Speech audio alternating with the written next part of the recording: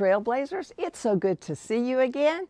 We've been talking about some different things, but we're starting a new section, and we're going to be talking today about who I am.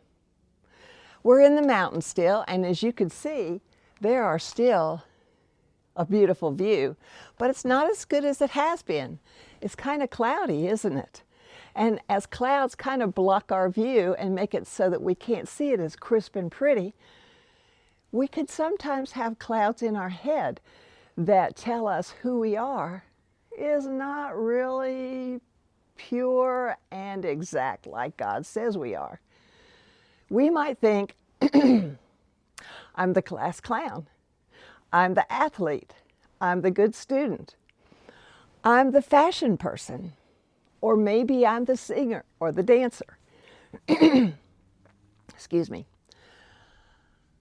But that's basing who we are on our skills and our talents. Is that true? Is that for real? Does that really define who we are? Well, some of us actually have little voices in our head that say, you're not as good as everybody else. You have something wrong with you, or you are not as wealthy as someone else. And so you think that you're not even up to par with everybody else, but that's not true either. So the little voice in your head or the skills or your talents don't say who you are. So what does? God tells us who we are.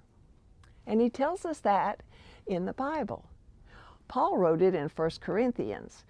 Do you remember in the 5th chapter, it says, when you believe in Jesus, you are a new person. You have a new life. Your old life is gone. Your new life is brand new, clean, pure. Nothing has scarred it up or messed it up. You are starting over. Isn't that so cool?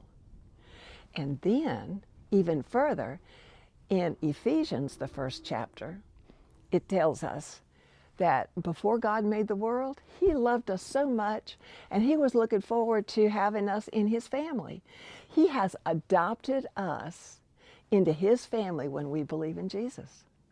So that means that we are one of God's children.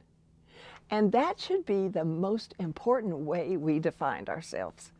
Not by our talents or our skills or that little voice that tells us wrong things, but by what God says in the Bible. And that is, we are his children, and he loves us more than you can imagine. And so, that's why today's big idea is God loves you just as you are. He knows everything about you, and he loves you just that way. Isn't that so cool? That means everything. I hope you have a good week today, and tomorrow, and the next day, and the next day. And as you go about and you meet other people who are also believers in Jesus, they are God's children as well. Keep that in mind. You're not the only one. You have a family, and that's God's family. Well, go be the church. Hoping to see you again next week. Talk to you then. Bye-bye.